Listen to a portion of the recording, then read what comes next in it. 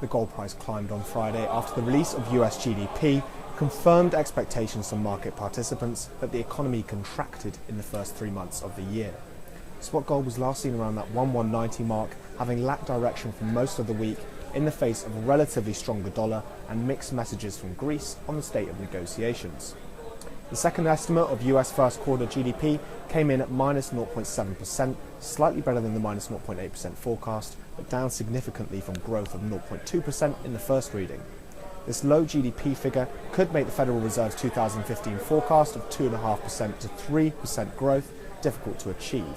The members of the policy board are also locked in what's become an increasingly public debate on when will be the right time to raise interest rates, which have been near zero since December 2008. The market is also awaiting signals from Brussels, where Greece is meeting with creditors again today to thrash out a deal to secure the vital funding that it needs to service its debts. But the country's inability to implement the reforms on VAT rates, pensions and budget targets have seen negotiations falter for the last few weeks. Officials have sounded optimism that it will be able to agree a deal by the end of the week, but IMF Director Christine Lagarde has warned Athens is unlikely to agree any deal in the next few days and that a Greek exit is still a possibility. The June 5th deadline for a €305 million payment to the IMF is fast approaching, and the country needs €1.6 billion to the IMF in total in June.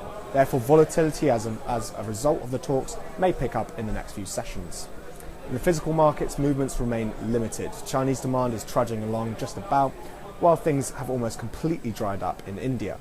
Overall, the market is just generally lacking any direction one way or the other. Minor catalysts come and go, but gold is still searching for something to drive near-term price direction. Other metals are slightly similar. Silver was last seen around $16.80 per ounce, while platinum was last seen around $1120, and palladium around $780. This is Ian Walker reporting for the Bullion Desk down here at the London Metal Exchange.